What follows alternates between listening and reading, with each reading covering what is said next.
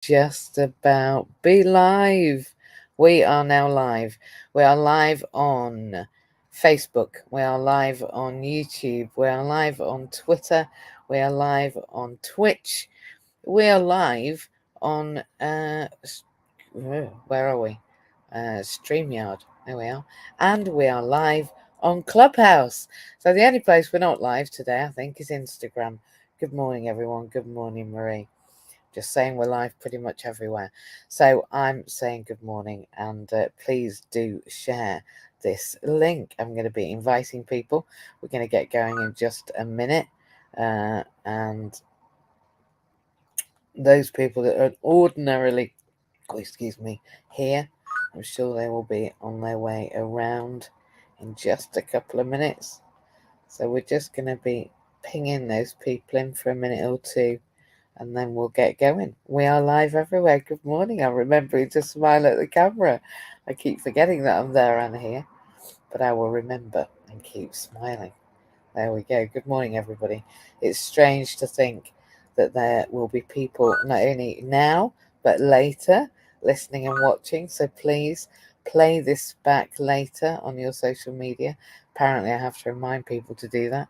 I'm sure you know to remember to do that. I was listening to Pete Cohen's podcast earlier today. Oh, nearly just invited one of my kids. I really don't need to do that, do I? Earlier this morning and yesterday, and I didn't need reminding to do that. I didn't need reminding because actually that's who I choose to go and listen to. His words at 7 o'clock, like they will be every other morning, are incredible. So yeah, I'm going to do some talking this morning. We're going to be talking here on Clubhouse, as I said earlier, on Twitch, on Facebook, on StreamYard, on Twitter, and on YouTube. Um, I haven't even done my hair, I'll be honest. Uh, all about the social model of disability. But we're going to get some more social and less medical. And there's lots of reasons for that. And I'm going to talk about those. And it's really important because, well, as a trainee social worker, it's what I've got to do. If you can hear the road in the background, you have to remember I've had to move to quite a built up area, very, very near to Cardiff Centre in a little box room, bigger than the university room because they didn't have enough disability spaces. Do you know, my university had 3 disabled rooms, and they had, I don't mean the room was disabled, I mean rooms for disabled people, but they had 1 wheelchair basketball team. Now, I'm dyscalculic, and even I know when I get numbers and letters mixed up that you need more than 3 people in a wheelchair basketball team. Yeah, I know that. And I know that because I'm clever like that, because I'm at university, right? I must be clever. So, that's not true, by the way. You haven't got to be clever to go to university. You haven't. You have, however, got to be committed and determined and repetitive. Repetitive, really repetitive. So I'm looking forward to everybody. There's people liking my reels that should be in this room. So let's get all those people pinged in. People like Bob. Let's get them pinged in. Never mind looking. He's probably looking for the link. Do you reckon? Well, it's in the elite group. It's also in the other group. It's in the daily intentions. It's also in LinkedIn. It's also in inclusion. Like I can't really put it anywhere else, but you know, let's go share it. So whilst they're wondering about the internet, seeing how to get here. There we go. Told you. People are turning up. Now they're working out where we are. We're only at 4 minutes past. To be honest, people haven't usually opened their eyes by 5 past. Usually just kind of stretching out, reaching for their phone at 5 past. Like, oh, it's time for it. I'll just have have a wee, and then yeah, and here they are, turning up. So thank you for popping that link. Do you know, that's so kind? I didn't do it. So we are about to get going, but we are live. I'm just saying on for those that have arrived late to the party. Good morning, by the way. Happy, beautiful, amazing week. It's so exciting. We're only 55 minutes away, remember, from jumping over to LinkedIn. Now, we are, I say we as a collective, we as in me and mine, as in MJ, as in inclusion, as in MJ's house, as in our new space on LinkedIn. We are here on Clubhouse Monday mornings for an hour, and then we jump over and we jump into and steal. I don't know whether I've gone live on Facebook. I've got a reminder on Facebook saying I'm going to go live. Yet my other thing says I am. You see, technical issues. I'm not sure what I'm doing, but I am getting better at what I haven't done before, which is the whole point about us getting better at what we haven't done before. So yeah, we are live here, and then we jump over to LinkedIn, and then on a Saturday at 8 o'clock, different time, different day, we're back on LinkedIn for belonging in business, because I believe inclusion is all about belonging. You see, people are beginning to remember that they belong. So on a Monday, we're here at 6 o'clock, and we're always talking about something interesting in MJ's house, because that's what MJ's house is about, right? And we're here because when MJ's house opened, it had 4,500 followers. So I thought really that was people voting with their feet where they wanted to see things. So that's what we did. We voted with our feet. Hey, I'm not doing a very good job today because people have rocked up and I'm not sure what's going down. So I'm going to do this. There we go. Thank you, everybody. So, there we are. I'm going to leave you off, Diane, only because I'm aware of your site challenges and that can be difficult when you're moderating. If it's okay, I'll put it on now. What we're going to do is I'm going to do this on this media there. So today, and I've just put a banner across the visual for those that aren't there, we're going to be getting more social and less medical. I wonder why. We're going to talk about what is the medical model. And would you believe there's a banner across the bottom of my screen saying that too. And then we're going to talk about what is the social model. And then I've not got much time. I'm going to ask what the difference is. And finally, well, why do I care? So it's not that complicated today, because I've worked out that really we've got to get just a lot more simple. Got to keep it simple, sunshine. Why? Why have we got to hear ears? Wondering about the internet. I said, didn't I? Talked about you now without you, Bob. But it's all right, because I'm going to be talking to him on Friday afternoon. He has my attention for an entire hour, but it's 55 minutes. So it doesn't matter that he's late, because he's got an hour with me later this week. So I'm going to be talking this morning, Bob. I've just been babbling for 6 minutes. Don't worry, you've missed nothing.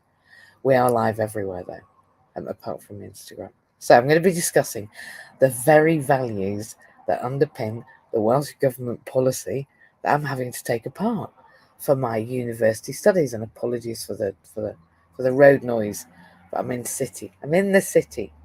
Literally in it. The road. No, I'm not in the road. I'm not. I'm just next to it. Just next to the road. I can't afford anything but next to the road. I'm in the city, in an expensive city for my university studies. And I'm particularly focusing at the moment. Good morning, Leshmi. See, even the doctor managed to get here in the moment before I said medical. It's amazing. I'm particularly focusing on this comparison between the social and the medical model of disability. Because when I was researching it, right, I came across the most frightening statistic, which I'm going to share with you later on, just not now. But in essence, my findings come from a report, it's a policy document called the Locked Out Report. Okay, so this is a Welsh Government report on disabled people in Wales. Good morning, Trey. And even Trey made it before 10 past. And I've only just said good morning. That's all I've just done. And all I said was that we're going to be talking about a Welsh Government policy that I'm having to look at for uni. And that it's part of the Locked Out report. That's all you missed. Can you believe that? That in 10 minutes, that's all I've said. I said a bit more, but you weren't here. I talked about you without you. I didn't really, Trey. It was Bob I talked about. So, back to this report. Good morning, everybody.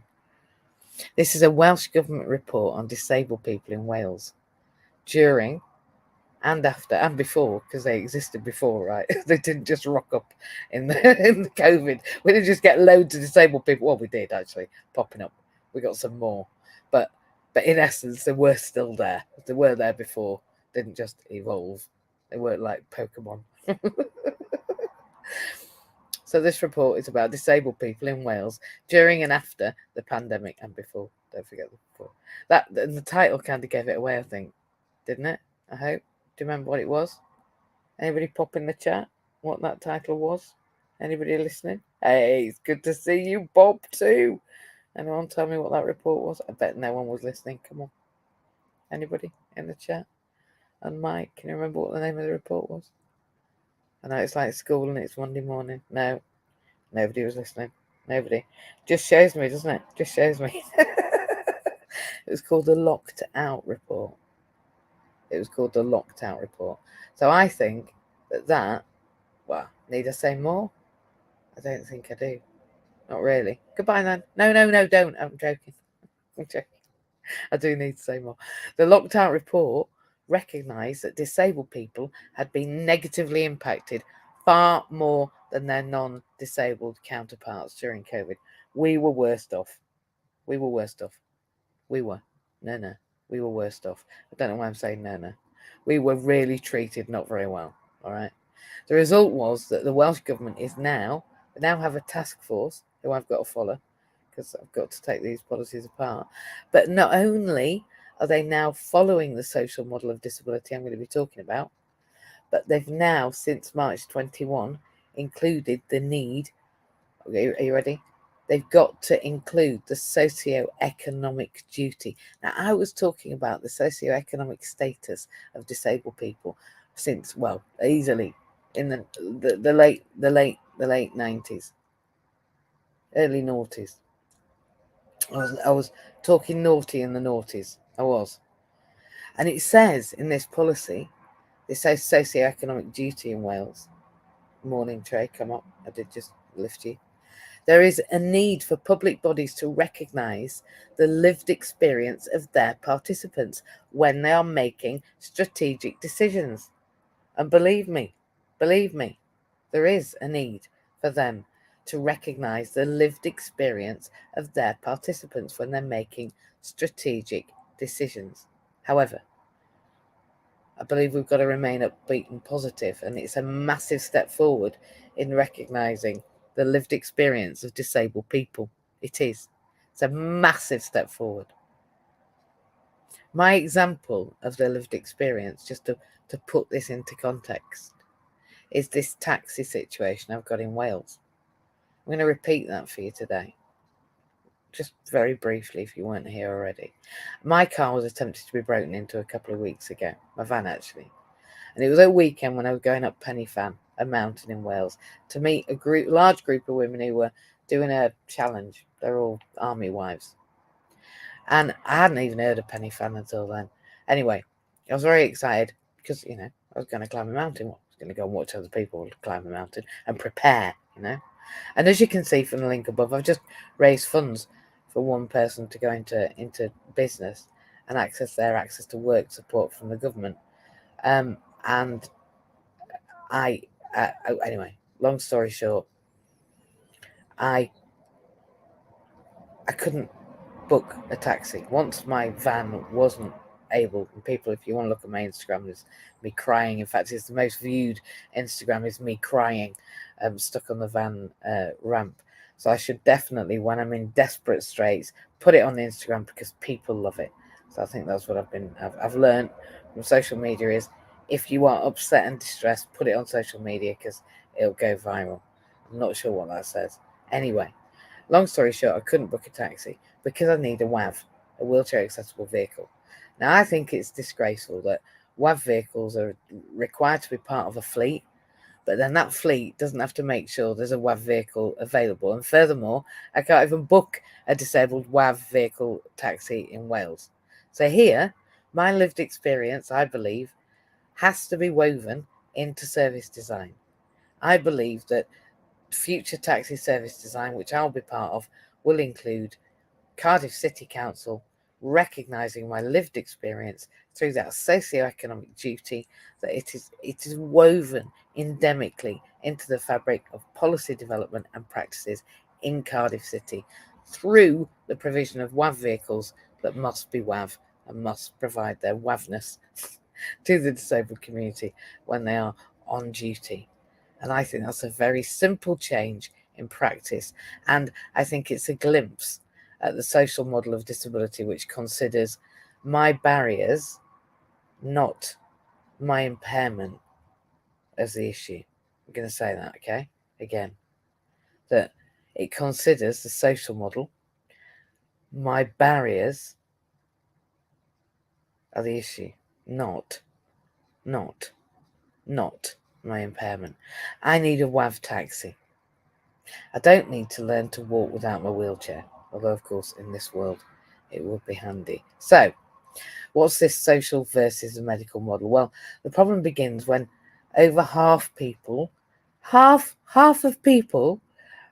know I get excited when I say this, but half of people don't feel comfortable in saying disabled. I'm just going to say it again, disabled. They're not comfortable with saying disability. They're not comfortable with saying I'm disabled. They're not even comfortable with saying you're disabled. I mean, I'm comfortable with saying everybody's disabled, frankly. They're all disabled by their attitudes mainly, but that's just half the story, right? But when half people won't even say comfortably that they are or other people are disabled, or they know disabled people, or something's disabled, or that's a disability, when they're talking about any model of disability, we need to be able to say disability. And for those of you that were on LinkedIn on Saturday, or any other platform, to be honest, because we posted there too, it must be a half thing. Because over half the government, and this is the statistic that I began with, the frightening statistic, the one that really got me going for this room today, this presentation. This statistic is that half the Welsh Government also don't know what I'm on about. Well, well, yeah. Well, particularly though, not all of it, just this bit. Although there's a lot they don't know about. When I talk about the social model of disability, that was the shocking statistic I found out when I was researching for university. That half of them don't know the difference between the social and the medical model of disability. And so now, as part of this post locked out report and part of this disability task force, they are now being trained in the difference. So today we're going to clarify. Paul, good morning. We've not even got there yet. Literally, I'm just talking about what we're going to do. I've been here 15 minutes and all I've got to is this is what's going to happen, and you've missed nothing, so welcome. So today we're going to clarify what the medical model is of disability and what the social model of disability is, because half the Welsh Government don't know what I'm on about. And maybe you don't know what I'm on about, maybe, but we're going to make sure you do before you leave. Oh, well, if you stay, that is. You don't have to. You don't have to share it either. You don't have to share this room, but you could if you wanted to, because you're in MJ's house, and actually what's going on here is a bit of coaching. What you get here is a bit of a glimpse into what you get on a full-time basis when you get hold of our services, because they're pretty banging, to be honest, in my opinion. But they would be, in my opinion, because I designed them. So we're going to clarify what the medical model of disability is, a bit of training, and what the social model of disability is, and why we need, in my opinion, to evolve our thinking. But let's just work out what the first one is before we go any further. Put the horse before the cart, MJ. Come on. So the medical model is it's a deficit model, actually. That's what it is. It's a deficit model. Say it a third time. It's a deficit model. It doesn't look inclusively. It defines disability as a medical deficit, one that needs to be fixed. You have no idea the amount of people that tell me they've imagined, dreamed, co-created me walking. Not because I've ever said I dream of being able to move through the world like you, but because that's what they prefer. That's what's comfortable for them, actually. Because it's a deficit that needs to be fixed. Oh, I'm sorry about your eyes. I wonder if you can find a way to help you see. That's the prevailing model used in disability terms. And it expresses itself as having experts. Yeah, I'm an expert in disability. Not because I live it, not because I've got a wheelchair, because I've got letters after my name. more letters than there's in my name. I've got after my name. It's such a ridiculous idea. I call it Scribopoly. That's Scrabble and Monopoly. Scrabble because all the letters have got numbers. So I'm gonna go and do zoology. I don't think there is a course in xenophobia. I don't know. I'm trying to think of a word beginning with that. Xylophones. Need a degree in xylophones because the more numbers you've got, yeah, the more numbers in the letters after your name to get it. If you got an X, you got 10, I think. A Z, yeah. Then the more numbers and the more letters, and the bigger your score. It's called Scribopoly. And then as you go around the board collecting your letters after your name, and you get more and more, and then eventually you've got more of them in your name. Anyway, that's my new game. It's not really. It's just one I imagine all of my time every time I get a letter after my name. But that's medical, right? That's a deficit model where it's something we've got to fix. And it's me, I'm the expert. Dr. Bakes, she's the expert. And she diagnoses and treats and manages disabilities through medical intervention, giving me aids and adaptations. The focus is on what's wrong with me. And it's my responsibility to fit my impairment into society. Right? I've got to say sorry for myself. I've got to be sorry for myself. I've got to sit still and shut up. Anyway, that's enough of that. I don't mean any of that. But I am responsible, as opposed to addressing the societal barriers that limit my disabilities. And this is based, like my own experience around London recently with the Jubilee Bridge. I've now discovered, by the way, that that's managed by London Transport. Thank you, London Transport, for not giving a shit. Literally, that bridge, I got on that bridge in London. For those that didn't see me again on Instagram, you really should be following, only because otherwise you won't know what the hell I'm on about. I went across this bridge, Jubilee Bridge. Now there's a lift at one end. It took me long enough to find the damn lift to tell you. Couldn't work out what the sat nav meant. What do you mean you want me up there, down there? I don't know where I am. Oh my God, it's in the sky. I found the lift. I went up with all the buggies in the world, all the people, everybody crammed in. There was a million of us. There wasn't a million. I'm lying. There was a few. And I got up there and we all went across for hours. It wasn't hours. It wasn't. It was about 20 minutes. But it was a long time.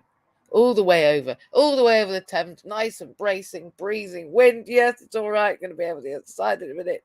It's okay. We're going across. We're going to be there. Get to the other end. And they're all lifting their buggies down the bloody stairs. And you've done it, haven't you? You've done it. Come on.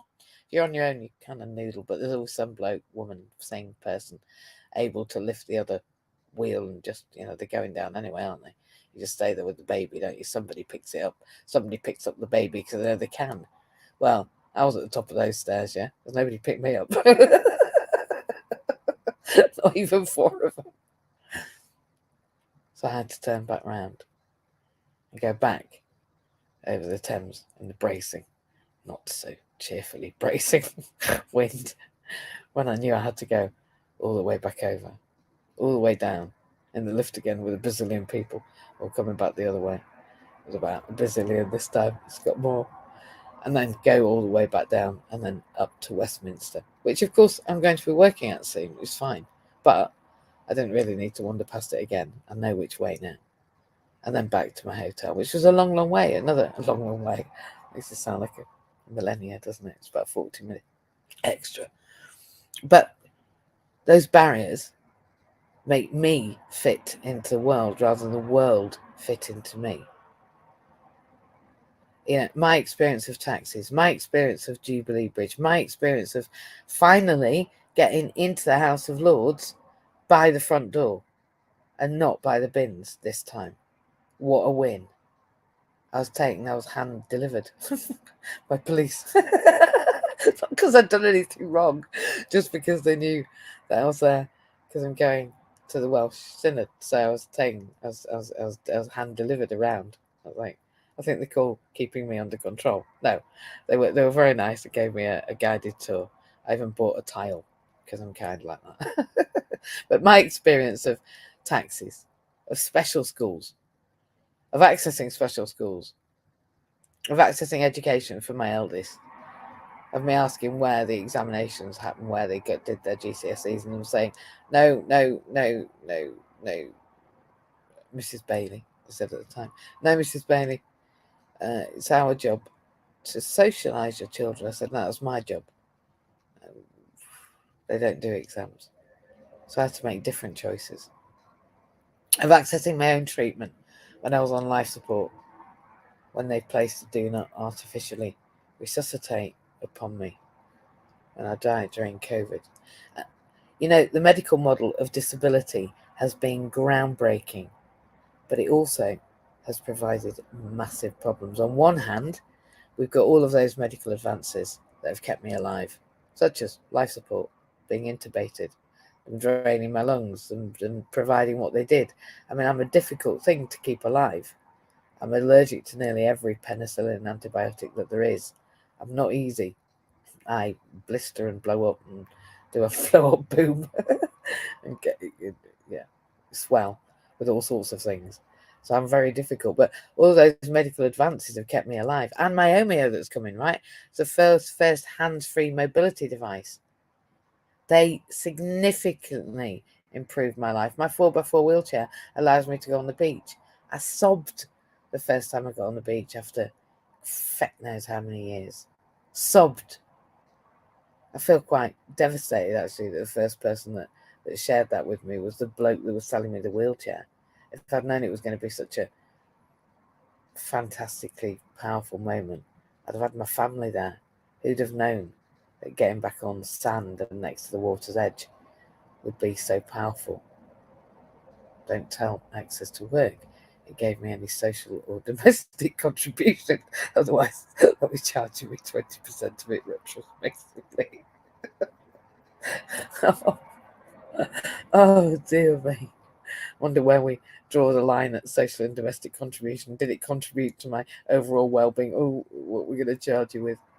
They charge 20% for social and domestic contribution because you use it at the weekend, whatever you've got.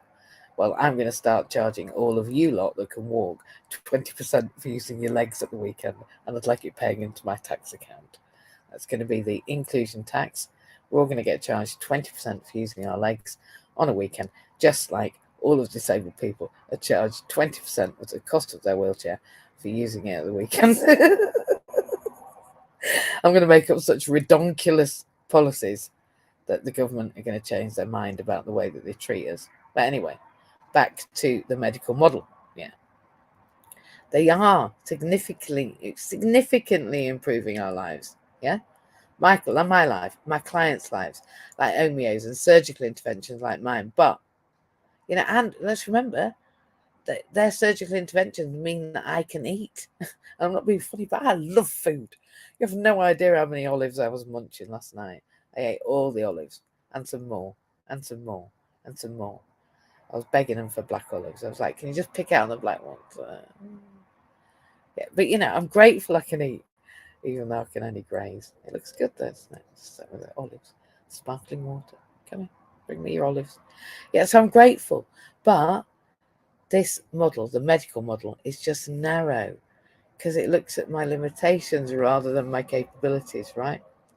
So by focusing on those deficits, it's made, more stigma, more social exclusion, because people are like, it's all right, she needs an aid and adaptation. The adaptation's not there yet for her. She ain't got her adaptation, so she's noodled. They had a meeting at university, actually, recently without me. And they said, oh, she hasn't sent a report yet, so we can't do anything. I'd already sent it. But they set their entire course on, we haven't got the report, so there's nothing we can do. She hasn't got her chair, so it's all her fault she can't get anywhere. Well, I've got my chair, right? And I still can't get over Jubilee Bridge. So that perspective, that deficit perspective, has perpetuated stigma and social exclusion. And it just ignores the barriers to my participation in society. It ignores London Transport giving a shit about that bridge. Because I'm telling you, they haven't fixed that bridge and there isn't a sign up, and it looks like it's been like that for months. But if you can lift your buggy down, they'll get it done. Okay. Oh, I don't really feel like going walking, get down these stairs. Hold on, dear. Come on. But if you're me, well, I've got to do that job for them. But yeah, I do. But it takes the deficit approach takes away my agency. It does. And it also takes away the idea that not only are my deficits biological, but they are also social and systemic in nature. It takes away my agency. It positions me, as a passive recipient of care rather than an active participant in my own life. But it also limits who and what and how people believe I can be. This medical model has contributed valuable medical solutions, but I believe we need a more holistic framework, and that has to begin. And let me say begin, because I was talking about the social model of disability in the noughties, beginning in the late 90s. Begin with the council and the government and you and me. First of all, being able to say disability, because that's helpful.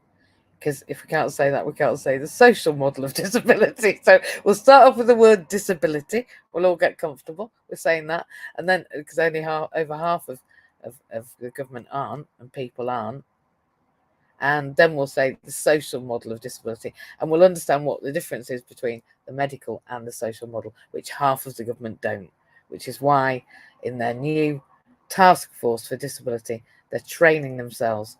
They should listen to this room, because they're training themselves. We could have saved them a fortune. They're training themselves on the difference between the social model and the medical model of disability. So the medical model basically says, if you weren't here until now, or you've fast forwarded, or you couldn't remember, or you weren't listening, or you're in the shower. I won't say what I was going to say then. I was going to say, oh, your head's in the oven. Don't bother these days, because it won't work. Sorry, Mandy-Jayne, behave. You do not belong. This is what the medical model says, in essence, after all those highfalutin words. You do not belong unless you adapt to social norms. Okay? That's what he says to me, to everyone. When it boils down to it, that's what it says at its very core. You don't belong unless you adapt to social norms, societal norms. So, when we contrast this with the social model of disability, the social model of disability shifts the focus from me as a disabled individual to society at large for not including my way of moving through the world, such as the WAV taxis, when I need, when my vehicle's off road. The WAV taxis. The obstacles I face, good morning, Matt, are not as a result of my condition, are they? They're not. They're as a result of the societal structures which fail to meet my needs. They fail to accommodate my needs. This model demands that we as a society, as a collective, definitely as employers, need to ask those critical questions about the barriers we've constructed, including inaccessible public transport, right? The taxi system I've discussed already, or the systematic discrimination in the workplace when, as a trainee disabled social worker, the learning disability department I'm supposed to be part of last year was placed on the first floor, preventing me access to the very department offices I was part of. So no trainee went there, preventing access to everyone. And as 95% of people with learning disabilities don't have a job, I think we've got a job to do. And the first one is get me into the frigging office. So I think we need to critically examine the barriers that we've constructed to me doing my job. So these two models, I'm living my life, by the way, not just doing my job, not just being the means of production, not just making the capitalist economy more capitalist, but actually, having a life. So these two models we've looked at, the social and the medical model, are probably in opposition, or at least juxtaposed, right? Maybe not totally, but they're definitely competing with each other. The medical model says my disability is an individual tragedy and it requires medical intervention, whereas the social model suggests that my disability is a social construct created by the limitations of public transport, the WAVs, right? Either way, it's going to certainly change my perspective of access to the built environment, isn't it? And it does prompt me, that WAV situation. And if you weren't here, I should listen back, because it's the future. about my disability being a shared responsibility, and what my contribution to the systemic changes, such as a WAV taxi service in Wales, how it changes the physical environment and the need for changes to public policy to be more inclusive for everyone. So how do we begin these changes? Well, I believe it's these conversations. So thank you for being here. Thank you for replaying this. Thank you for joining and supporting me. These conversations not only support this thinking to grow when I share it all with you, it also promotes my own thinking and allows me to hone my responses to these challenges, because I have to grapple now with the development and the redevelopment of public policy and the impact it has on my practice, the practice of everyone, and little by little chipping away at the medical model attitudes and fostering inclusion by design, not as an afterthought, really is going to change your future, my future, the future of people that we know if we're not disabled, or somebody that we love, or somebody that we are just getting to know, like you're getting to know me. And there's other people on this stage who I'm going to go to and actually pick among, because we only got 25 minutes. I really am. Voices we don't often hear. So we are part of an interconnected global community here. In this space, we span the world from Australia, although she's not here right now, from Australia to the States, to here Diane is, to Venezuela. And concepts like accessibility and inclusion and equity need to be part of that discourse, which is why I use them here. I truly believe that these ideals have to be expressed in every language. I think they have to be beginning to be practiced in every culture.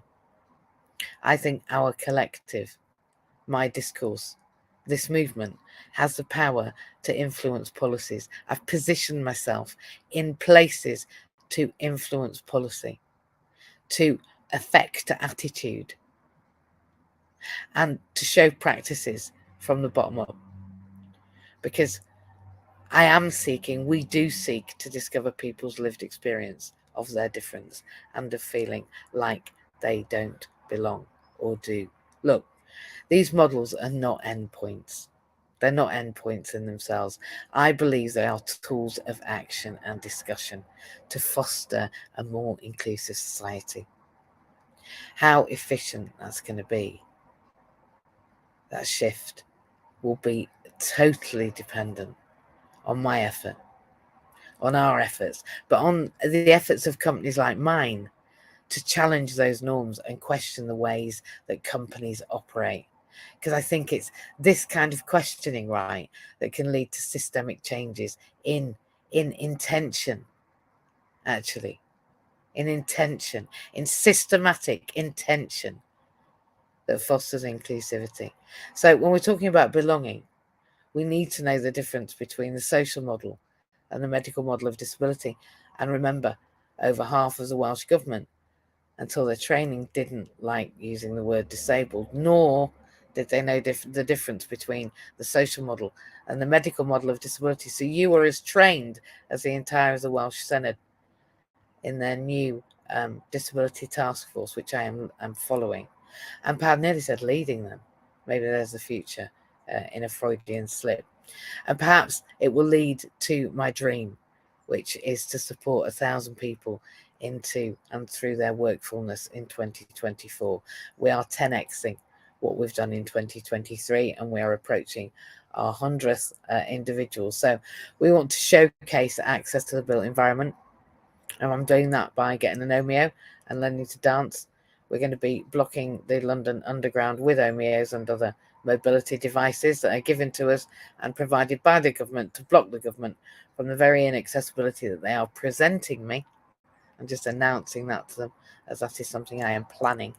I am planning a dance-a-thon in front of the London Underground in Omeos, because I think that's going to be pretty.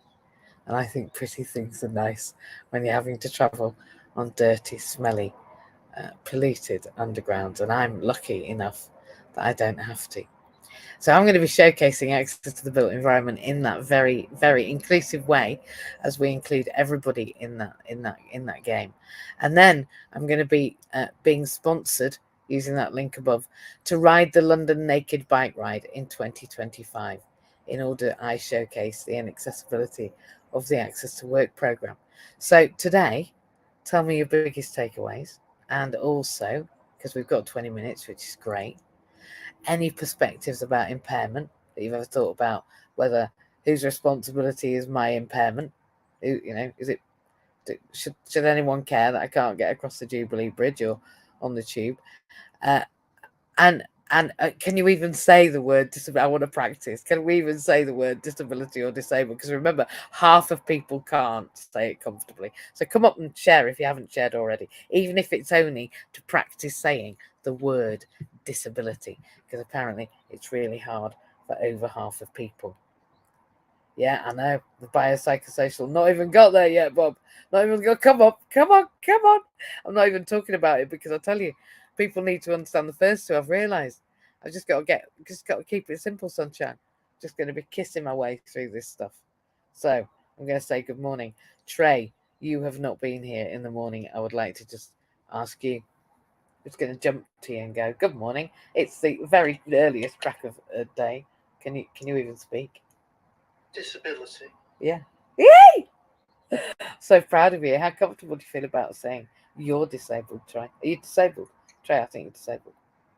Yes, I'm disabled in multiple ways. But I'd like to say a couple of things, actually. Yeah, good one. The reality of it is this, that obviously medical researchers help us overcome our impairments every day, and they help us develop wonderful things to mitigate our disabilities. However, the problem is the medical model is being used by people as an excuse not to help. The reality of it is the medical model is being used to make people feel more comfortable, to make them feel comfortable with themselves, to make them feel better about themselves, and to hinder actual progress. Because if you admit society is disabling people, you have to then get up off your arse and do something about it, which people don't want to do.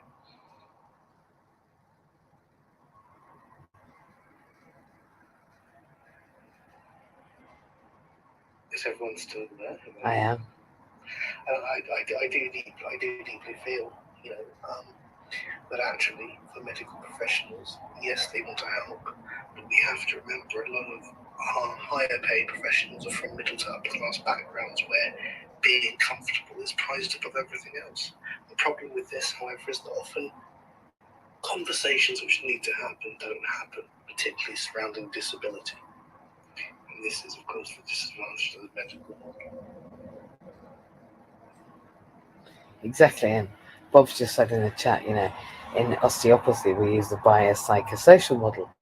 The issue I've got with that, right, is that not only did they, let's face it, bastardize the medical model, which is let's give aids and adaptations, and dear God, of course, I want you to have I want you to have the glasses that might help, the speaking thing camera that might help. I want to have a hands-free device. I do want to have a fall before it goes on the beach. I want all those things. I do. I want to be able to reach things. I want to be able to lift a stand. I want all that. I want all that. I do. But I'll tell you this, not at the price of them saying now in a biopsychosocial way that actually the bio is, well, she was born with disabilities. There we are. We have to fix those with adaptations. The socio is, yeah, we've got to access the built environment to what we can.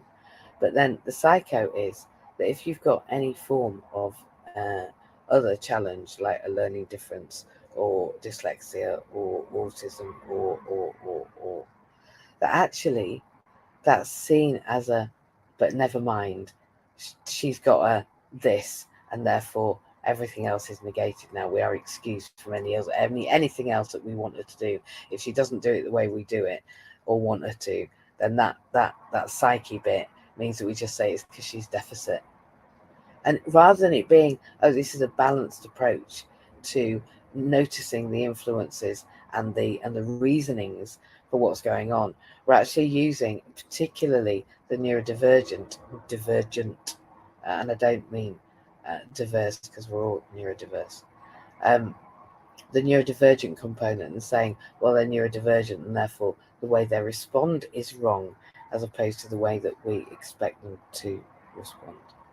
So I'm very mindful of the fact that, again, those that are seeking to control and other, those that are seeking to exclude, those that are seeking to retain the power imbalance, are using, I'm talking about particularly I see it in social work, the biopsychosocial model, and they're reinterpreting it to excuse their behaviour.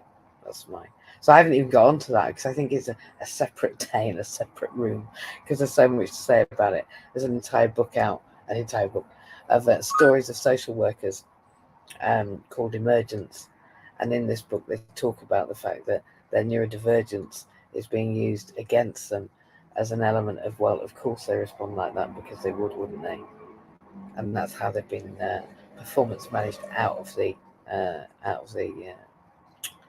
profession, which I think is really, really offensive. But again, like I say, another story for another day. Does anybody want to feedback to Trey before I see that Bob's come up? And I'm aware that James, you want to leave at 7 because you've got the gym. But I don't know whether anyone's got work, and Leshman is coming up as well. That's great. So, Trey, did you want to say anything before I get people to feedback to you? Yes, I did. Disability. It's not easy, is it?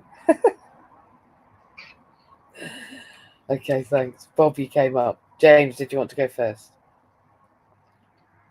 Thanks, MJ. Yeah, and it was powerful what Trey was saying there. His vision disability also then mirrors for me in that my disability is a hidden one, and that's perfectly fine, because if people look at it and accept that we're all unique and we all have special abilities that we can bring to enhance GDP, which is at the moment not that good according to the news, probably because of recent ways the economy has been managed. And as we know, over 20% of the UK population have these abilities that are not being utilised because they're not got any support. Now, I'm always after support, and I've got that here from an incredible group of people, and it's disappointing that other people don't realise this financial inadequacy that they've engineered to ruin society currently. And that's a real shame because, as I say, GDP is on its arse at the moment, and obviously I don't want to sound like an arse myself, but it's just disappointing that that level of support is advertised available, but it doesn't seem to be working out too well. And obviously, if they want people to work, maybe some other people might need to do a bit of work. Now, also in praise to Cardiff here, MJ, as a pie eater, they recently sorted out some wrongs and put a beautiful statue to 3 men who were massively discriminated against in the 50s. So they moved up north. So there is change coming in Cardiff. I see it. I know there's a lot of deprivation in Cardiff, and there is all around the UK because of the last teenage number of years that we've recently had. Unlucky for some. And I see great improvements coming in there, and all around. But only small improvements at the moment, but that's a great start. And obviously having someone like yourself, MJ, to just remind them and give them that little push that they need, that should motivate them.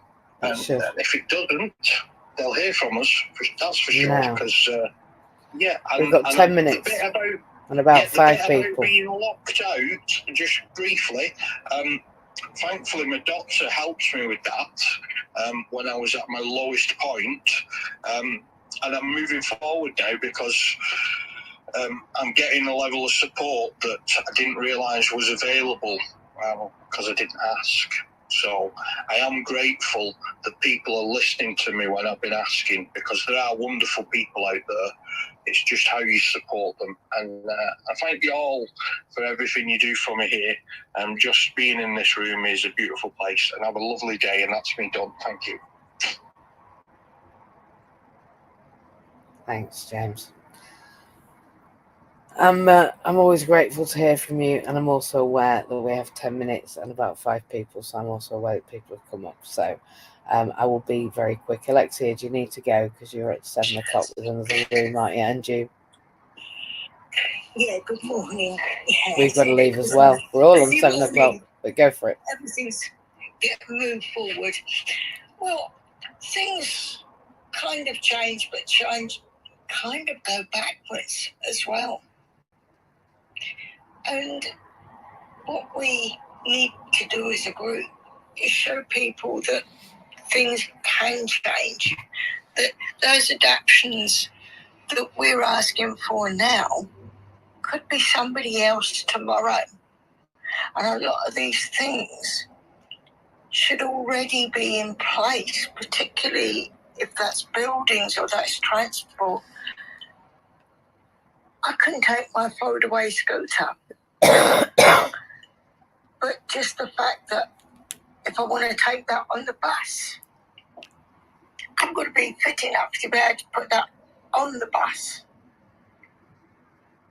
And people don't realise, even before I was that disabled, I used to have to go to a lot of meetings in London. I would be arriving in London at London Bridge, and anybody who knows London Bridge at 8:30, between 8 and 8:30 on any working day, is like a madhouse.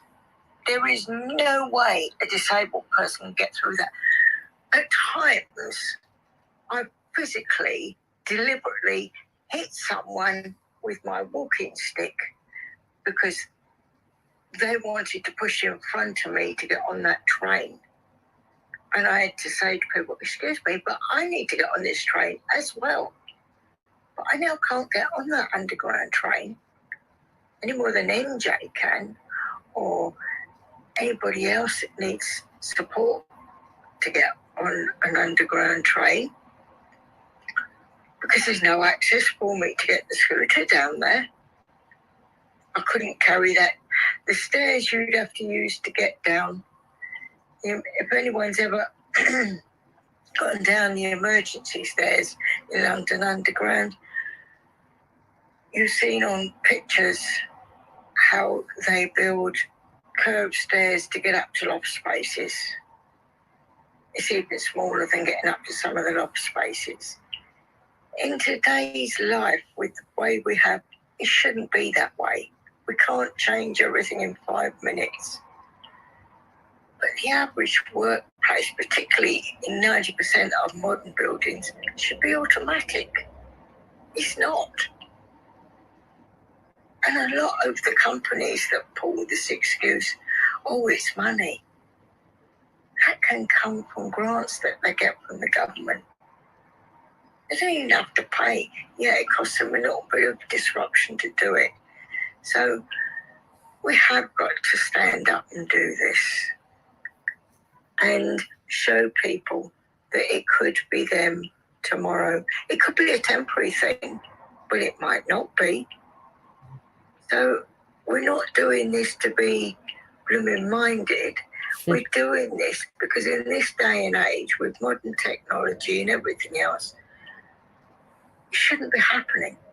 A lot of the mental health problems we have today is because when people lose their job, I'm sorry, this might offend some people, but being one of the older people in this group, in the mid-20s, if you hadn't got a job, you had to go and do work in the community. I worked for Marie Curie. 99% of the volunteers were disabled because to get their benefit, they had to go work in the community. It helps your mental health. It helps your physical health. You realise there's other people with problems out there. So we're not asking for the impossible. We're just trying to level the field.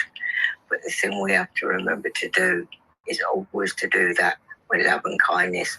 And as the earth healer, I can honestly say sometimes I find it difficult to do it with love and kindness when somebody fly tips. But the one thing you can do, even if you've got a disability, not Trey, but he can teach his friends to do it. Keep where you live clean, because those small things make big changes. I'm going to have to go and take some more photographs around here of how things have changed because I started that journey. And I will just send love out to you all and have an absolutely great week. Thank you. Thank you, Alexia. And Peter's just posted, thankfully, I was looking for it then, the link for this morning. So if somebody could post that at the top of the room, I'd be grateful. Anyone that can, that'd be good. And then just before we go, because we've only got a couple of minutes, I'm just going to ask Bob and Dr. Bakes if you have anything that you would like to share. If you put your hand up to come up. Are you there, Bob? Yep, I'm here, MJ. Hey, how are you? Yeah, hey, how are you this morning? Very good, thank you. Very good. I just wanted to jump in about the whole thing with the biopsychosocial model, etc. But I don't think we've got time for that. So maybe we'll cover that on Friday. I think that would be a very good idea, without a doubt. And it would be something to talk about with a sense of belonging, I think, when we're on LinkedIn. So I'm looking forward to that too. Definitely, it's good to see you, and it's good to hear you, and it's good to be working closely with you as well. Leshmi, are you there? Sorry, the only other thing I was going to say was just regarding what people not knowing what to say to people with a disability. Yeah. I think it's just a fear of getting it wrong. Of course. Because some people like to be called disabled, some people like to be called to somebody with a disability, and I think it's people just get scared and then they just don't say anything. It's inquiring after, isn't it? It's like being curious and saying, look, do you ascribe to this model of disability? Do you like to, still talk about the world disabling you? Do you prefer to keep that because you're still being disabled? Or do you like to be actually outside of your disability and put your personage first before your disability? And different people speak differently, but that's the same for everything, isn't it? We speak differently about colour, we do speak differently about orientation, about race, about age. So we just need to get over the awkward and think. Yeah, just ask. That's my view. That's right. It's easy. Inquire after. It is when you're not ashamed. But I think that's the thing. We just need to get over the awkward. Leshmi, are you there? We've got a couple of minutes. I am indeed. How you doing? I'm all right, darling. How are you? Good. We need to get together and talk about the clinic I'm trying to set up. You're right. We do. I need some support because that is about the biopsychosocial. It is indeed. It's going to be perfect. Carers with sort of, trying to cope with themselves, their mental health, and their children's physical health. But anyway, I wanted to say that I 100% agree with what Trey said in terms of the medical side of things, and that medical professionals aren't really trained as well in that. I mean, they say it all the time in medical school. They say it to us. You've got to address the biopsychosocial model. In practice, we don't have time, and it's really frustrating. We don't have time. We get 10 minutes, and therefore we firefight with what we can do. Of course. A lot of doctors do just throw antidepressants. I don't like to, but that's me, if I can avoid it. And a lot of patients, not the disabled, I find actually they're less likely to do it. Those that are able are more likely to want a pill to fix everything, which is interesting because they don't have the motivation to do the work. And I do find that medical professionals, I think Trey was saying, are from the middle class and therefore can't really appreciate what we're going to do. Although it's been very interesting. I've seen a few medical professionals come through recently that are in wheelchairs or have a disability, which is interesting because they're good actually. That highlights a few things and about the limitations of being able to be a doctor, which is interesting, and their ability to go on the wards and examine patients, etc. But yes, I agree on the whole. No, they're not very good at it. Functional medicine is new. and coming in, which is brilliant, because that does, affect the whole, or take into account the whole thing. But again, not taught at medical school. Interestingly, you have to go and do a separate degree in functional medicine and understand that kind of side of things. So it's just crazy, very interesting. Just don't get time as medics, and that's why a lot of medics, the whole burnout, frustration, not being happy in general. It's the same with junior doctors. Is why they're on strike. They don't have time. They feel like they're not spending time with their patients, and because they're understaffed. Absolutely. Because junior doctors are paid shit. But that's a lot of the big reason why a lot of doctors are quite tired and frustrated at the end of the day, and a lot of them go part-time for that reason, because it takes anyway, I just thought I'd put that in there. Thank you. I agree. Thank you. I agree too. I think we've had some powerful conversations already today. Look, I put the link at the top. Pete's going to be going live very shortly on LinkedIn. This morning we have been talking about our intention, and where we put our attention is also important. But our intention behind that attention is vital. If we're not going from a policy place that involves the disabled person in the discussion and their lived experience of those policies, then what's the point of the policy? So there's no point in putting the policy before the person. And in fact, without the social model of disability being understood, it was impossible to do that. So that's the first step in my road of explaining what it is to be disabled and how we create the mindset of a champion in including everybody. Let's go over to LinkedIn and share, and we'll be back on LinkedIn on Saturday morning at 8 o'clock when we talk about belonging in business, and we'll be talking about the biopsychosocial model of disability and how that helps belonging in business this next Saturday coming. So look out for that link and share it with your friends. Thanks for being here. What time is that, MJ? 8 o'clock on Saturday morning on LinkedIn. I'll be sending the link around. All right, and we'll see you then. Take care, everybody. See you over on LinkedIn.